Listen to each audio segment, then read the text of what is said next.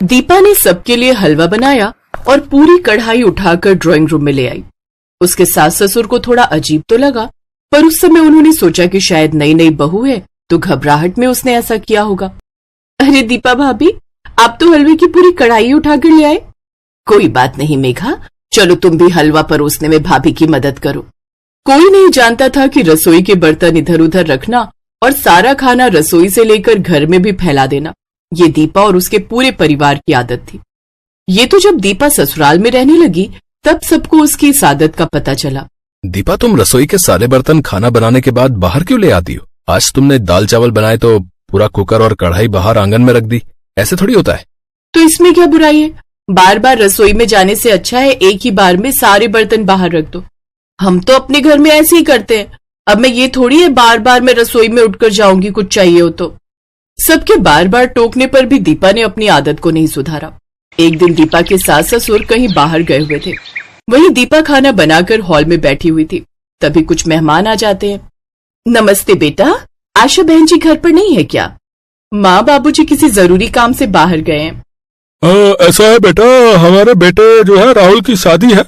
ये शादी का कार्ड है और मिठाई का डिब्बा। माँ पापा से कह देना कि सबने शादी में जरूर आना है। तभी आनंद भी कमरे से बाहर आ जाता है। नमस्ते अंकल जी, नमस्ते आंटी जी, आइए बैठिए ना। दीपा, अंकल आंटी के लिए कुछ चाय नाश्ता? नहीं नहीं बेटा, मुझे लगता है आप खाने के लिए बैठे हो, फिर कभी आएंगे। अच्छा, शादी में सबने पहुंचना है, मम्मी पापा को बोल देना। कार्ड देने आए पति पत्नी अजीब सा मुंह बनाकर वहां से चले गए। दीपा की सास अगले दिन पड़ोस वाली के साथ बातें कर रही थी। क्या बात है आशा बहन, सुना है तुमने तो पूरे घर को रसोई बना दिया है। कल मिस्टर शर्मा और उनकी पत्नी तुम्हारे घर कार्ड देने आए थे ना? हाँ आए तो थे, क्या हुआ? वही बता रहे थे कि तुम्हारे घर जब कार्ड देने गए तो उनसे खड़ा भी नहीं हुआ गया। तुम्हारी बहू ने पूरे ड्राइंग रूम को रसोई बनाकर रखा हुआ था। जिधर देखो उधर खाने के बर्तन फैले हुए थे। मुझे तो मिसेस शर्मा ही बता रही थी, बोली उन्हें तो बहुत प्यास भी लगी थी, पर वहाँ तुम्हारे घर उन्होंने पानी भी नहीं पिया क्योंकि तुम्हारे घर में उनका रुकने का मन ही नहीं था।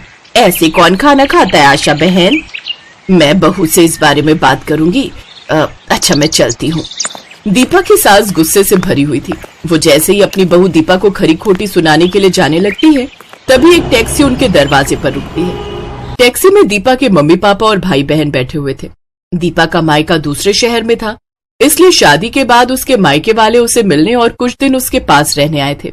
इस वजह से दीपा की सास उसे कुछ कह नहीं पाई। माँ पापा, ज्योति अमन, आप सबने तो मुझे सरप्राइज दे दिया। हाँ, सोचा शादी के बाद कुछ दिन तुम्हारे पास रह लेते हैं, तुम्हारे शहर में घूम लेंगे। अभी कुछ दिन काम तो था नहीं, इसलिए घर पर खाली ही बैठे थे, तभी तुमसे मिलने आ गए। बहुत अच्छा किया। दीदी, बहुत जोरों की भूख लगी है, कुछ बढ़िया खाने को मिल जाए तो मजा आ जाए। दीपा दीदी, मैं तो आपके हाथों के गरम गरम छोले भटूरे खाने के लिए तरस गई। मम्मी तो बनाती ही नहीं है। कोई बात नहीं, मैं अभी थोड़ी देर में सब कुछ बढ़िया तैयार कर दूंगी, तब तक आप लोग फ्रेश हो जाओ। आशा देवी ने सोचा भी नहीं था कि कुछ देर बाद उसके घर का नजारा क्या होने वाला है। अरे दीपा, मुझे प्याज टमाटर यहीं दे दे, मैं काट देती हूँ। हाँ माँ, मैं लाती हूँ। दीदी, मैं सलाद का सामान लेकर आती हूँ, आप मुझे बता दो कहाँ रखा है। वही फ्रिज में सब कुछ है, निकाल कर यहीं बाहर ले आओ। तीनों मिलकर बैठकर काम भी कर लेंगे और गप्पे भी मार लेंगे। ड्राइंग रूम की हालत देखने वाली थी। एक तरफ मेज पर आलू प्याज के छिलके बिखरे हुए थे और बाकी सब सब्जियां फैलाकर बैठी हुई थी। पूरे ड्राइंग रूम का नजारा देखने वाला था। भाभी, ये सब क्या है? पूरी ड्राइंग रूम को तो आपने रसोई बना दिया, सब कुछ गंदा हो गया है। अभी तो काम वाली सफाई करके गई थी और देखो ना, जगह जगह से पंखे से आटा उड़कर इधर उधर फैल रहा है। कोई नहीं, मैं अभी साफ कर दूंगी, बस हो ही गया। ज्योति गुस्से में अपनी मम्मी के कमरे में जाती है और सारी बात कह देती है। माँ, घर का क्या हाल हो गया? आपको भी पता है ये घर कम रसोई ज्यादा लगता है। जहाँ देखो वहाँ सब्जियां, बर्तन, आटा, दाल, चावल इधर उधर बिखरा ही रहता है। भैया भी भाभी को कुछ नहीं कहते। जब से वो इस घर में आई, घर में बिल्कुल साफ सफाई नहीं रहती। ऊपर से उनके मायके वाले और यहाँ आकर बस गए। मैं भी इसी बात से तंग हूँ। ये तेरे पापा बैठे हुए हैं ना, ये कुछ नहीं बोलते, बस मुंह सिलकर बैठे रहते हैं। अरे तुम तो मेरे पीछे ही पड़ी रहती हो आशा। मैं क्या बहू के घर वालों को ये जाकर कह दूं कि वो यहाँ से चले जाएं? हैं? तुम भी कैसी बातें करती हो। थोड़े दिन की बात है, संभाल लो। जब वो चले जाएंगे तब हम बहू से बात करेंगे। एक दिन दीपा रसोई में खिचड़ी बना रही थी। उसने खिचड़ी बनाई और गरम गरम कुकर लाकर ड्राइंग रूम में रख दिया और अंदर बर्तन लेने के लिए चली गई। तभी दीपा की सास अलमारी से कुछ सामान निकालने आई। उस समय ड्राइंग रूम में कोई नहीं था, बस दीपा की सास आशा ही थी। अचानक कुकर फट गया। आशा को अस्पताल लेकर जाते हैं। घबराने की कोई बात नहीं है, मैंने आशा जी के हाथ पर दवाई लगा दी है, कुछ दिनों में आराम आ जाएगा। ये सब दीपा भाभी और इनके मायके वालों के कारण हुआ है। अगर इनमें जरा सी भी समझ होती तो ये इस तरह से लापरवाही ना करती। आज अगर माँ को कुछ हो जाता ना तो बस मैं तो इनसे बिल्कुल रिश्ता तोड़ देती। सबका मूड खराब था क्योंकि जो भी हुआ था बहुत गलत हुआ था। दीपा और उसके मायके वाले भी थोड़े घबराए हुए थे। उन्हें डर था कि कहीं वो दीपा के साथ कुछ गलत ना करे।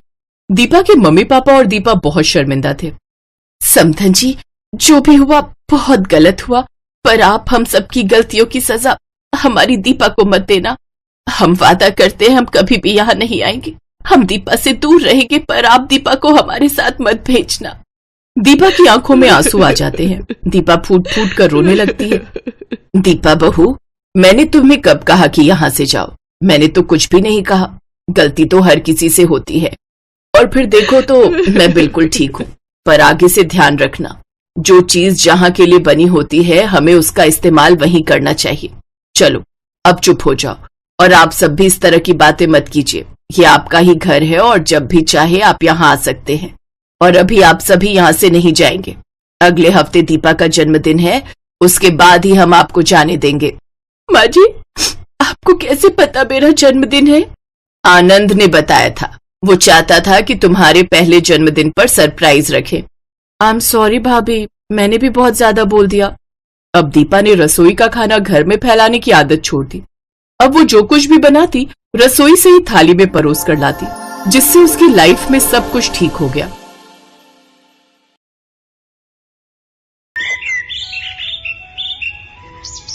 ओए मनजीते, दिलजीते किधर हो? हाँ जी मम्मी जी, मैं इत्थे हाँ। मनजीत किथे गया? मैनू नहीं पता मम्मी जी। चल कोई ना, तू आजा। देख मैंने साग बनाया है। मक्के दी रोटी नाल?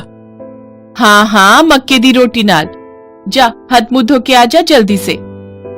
हुणे आए जी। और बल्ले बल्ले, मक्के दी रोटी ते सरसों दा साग, अज ता मजा आ जाना है। ये कहानी है जसविंदर और उसके दो बेटों दिलजीत और मंजीत की। मंजीत बड़ा बेटा था जबकि दिलजीत छोटा। जसविंदर के पति हरजीत सिंह की बहुत पहले ही मौत हो गई थी। फिर बड़ी मेहनत करके जसविंदर ने मंजीत और दिलजीत को पाला पोसा। जसविंदर चाहती थी कि उसके दोनों बच्चे अफसर बने, बड़ा नाम करे, पर गरीबी जसविंदर की दुश्मन थी। अपने दोनों बेटों का पेट पालने के लिए जसविंदर एक छोटा सा ढाबा चलाती थी, जहां वो लोगों को सब्जी रोटी और दाल चावल बनाकर खिलाती थी। फिर एक दिन, मम्मी जी ऐदा कब तक चलूगा? हैं? मतलब है कि असी कब तक गरीब रवांगे? क्यों? तेरे दिमाग विच कोई तरीका है क्या? हाँ है मम्मी जी, क्यों ना हम शहर चले, वहाँ बढ़िया ढाबा खोलेंगे। हाँ जी, क्यों नहीं। और उधर तेरा प्यो बैठा है ना जमीन और पैसे लेके, कि बस हम पहुँचे और वो अपना 5 स्टार ढाबा खुलवा दे। अरे प्यो वहाँ नहीं बैठा है, पर पापे दी जमीन तो इधर, उसे बेचकर तो खुल सकता है ना अपना ढाबा।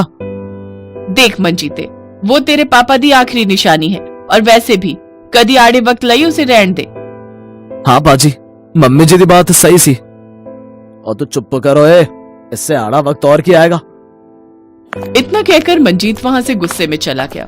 जसविंदर ने उसे लाख समझाने की कोशिश की, पर मंजीत ने जिद पकड़ ली थी।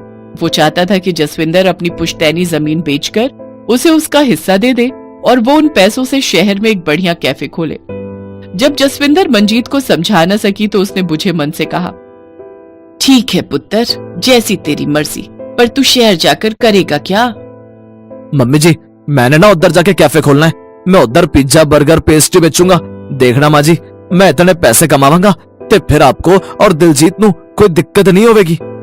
ठीक है बाजी, फिर तो आप ना मुझे ना नवी मोटरसाइकिल दिला देना। आहा, क्यों नहीं काके। जसविंदर को मंजीत की खुशी के लिए अपनी पुश्तैनी जमीन बेचनी पड़ी। जमीन बेचकर जितने पैसे मिले उसके आधे पैसे उसने मंजीत को दे दिए और फिर, मम्मी जी चलता हूँ, फिर ख्याल रखिए अपना। ठीक है पुत्र, बस कदी कदी गांव भी आते रहना। मंजीत पैसे लेकर शहर चला गया। वक्त गुजरा और दोनों भाइयों की शादी भी हो गई।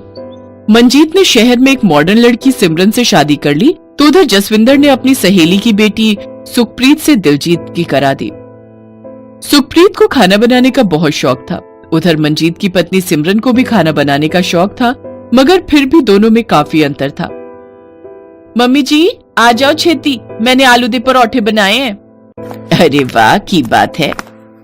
ओ ला सुखी, मैनू भी दे दे छत्ती। दोनों ने बड़े चाव से परोठे खाए। फिर उंगली चाटते जसविंदर ने कहा, कमाल के परोठे बनाए तूने पुत्र, बस माड़ी जी मिर्च तेज हो गई, वरना परोठों का तो कोई जवाब ही नहीं। ठीक है मम्मी जी, मैं आगे से ना ध्यान रखूंगी। मम्मी जी वैसे मुझे ना आपसे साग बनाना सीखना है, आपके हाथ के साग का ना कोई जवाब नहीं। वाहिगुरु जी दी सौ। ठीक है पुत्र, चल शाम को हम दोनों मिलकर साग बनाएंगे। ओए साग बनाना पर मक्के दी रोटी नाल। हाँ जी, तुसी फिक्र ना करो। एक तरफ मंजीत अपनी मॉडर्न बीवी के रंग में रंग चुका था और वहीं अपना मॉडर्न कैफे चला रहा था, तो इधर गांव में जसविंदर अपने बेटे और बहू के साथ बहुत खुश थी, पर किस्मत का फेर अभी बाकी था। एक दिन जसविंदर अचानक बेहोश हो गई और उसका मुंह टेढ़ा हो गया। अपनी माँ की ऐसी हालत देखकर दिलजीत फौरन जसविंदर को लेकर शहर भागा। डॉक्टर ने उन्हें बताया कि जसविंदर को लकवा मार गया है और अब उसका लंबा इलाज चलेगा। एक हफ्ते तक दिलजीत और सुखप्रीत एक धर्मशाला में रहे, लेकिन जब पैसे खत्म होने लगे तो दिलजीत ने अपने बड़े भाई से मदद मांगी। ओ देख यार दिलजीते, मेरे पास खुद पैसे नहीं है। कैफे से जितना पैसा कमांदा वा उन्ना तो दुकान की किश्त में चला जाता है।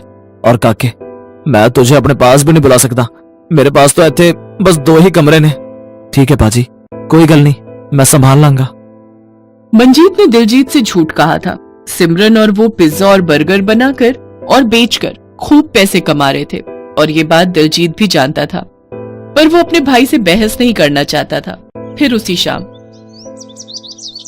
सुनो जी, इंदा तो हमारे सारे पैसे खर्च हो जाएंगे, फिर हम मम्मी जी का इलाज कैसे कराएंगे? हमें इत्थे ही कुछ तो करना पड़ेगा जी। तू सही बोल रही है सुखी, पर असी करांगे की?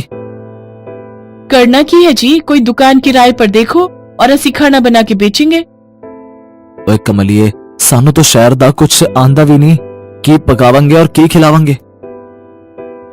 एक बात बोलू जी, ये शहर में ना पिज्जा बर्गर हर जगह मिलते हैं, पर सरसों दा साग आलू दे परोठे बहुत कम मिलते हैं। मेरा दिल कहता है कि अपना देसी स्वाद ना यहाँ दे लोकां नू खूब पसंद आएगा। बात तो तू ठीक बोली, मैं कर दांगा कुछ। किस्मत ने ऐसा खेल खेला कि दिलजीत को ठीक अपने बड़े भाई मंजीत के सामने वाली दुकान ही किराए पर मिल गई। हालांकि इस बारे में दिलजीत को कुछ पता नहीं था। अगली सुबह सुखप्रीत ने अपने मिट्टी के चूल्हे पर साग बनाना शुरू किया और तभी ओए तुम दोनों को हम पैसे नहीं दे पाए तो तुम दोनों हमसे दुश्मनी निकालने यही दुकान के आगे बैठ गए। सत श्री अकाल पाजी, मैनू नहीं पता सी कि आपकी दुकान सामने है। सत श्री अकाल के बच्चे, और एक ही बना रहा है साग? अरे पगले, है तेरा गांव नहीं है जो तेरी घरवाड़ी के देहाती पकवान यहाँ चलेंगे, और वो भी हमारे शानदार कैफे के सामने। तो अड्डा भाई पगला गया है जी, और इसकी घराड़ी भी। भाभी बदतमीजी ना करो, आप चले जाओ आप। दिलजीत और सुखप्रीत को सिमरन और मंजीत की बातों का बहुत बुरा लगा, पर उन दोनों ने भी ठान लिया था कि वो दोनों गांव के पकवानों के दम पर पैसे कमा कर दिखाएंगे। अगले ही दिन दिलजीत ने एक बड़ा सा बैनर बनवाया अपनी दुकान के लिए, जिस पर लिखा था चूल्हे दी रोटी। दोनों पति पत्नी चूल्हे पर रोटी बनाते और सरसों के साग और ढेर सारे मक्खन के साथ उसे बेचते। धीरे धीरे शहर के लोगों को उनके ढाबे के बारे में पता चलने लगा। सभी लोग साग और मक्के की रोटी का स्वाद लेने उनके ढाबे पर आने लगे। 2-3 महीने में हालत ये हो गई कि दिलजीत को ढाबे के लिए कई रसोइये और वेटर रखने पड़े। वो दिन रात पैसे कमाने लगा। उधर जसविंदर की हालत में भी सुधार आ रहा था। कुछ ही महीनों में वो पूरी तरह से ठीक हो गई। और फिर ओए ऐकी कितना? कुछ नहीं मम्मी जी, शहर वालों को गांव के पकवानों का दम दिखा देता बस। इतना कहते हुए दिलजीत ने मंजीत के कैफे की तरफ इशारा किया, जो बिल्कुल सूना पड़ा था, और मंजीत और सिमरन अपना माथा पकड़े बैठे थे।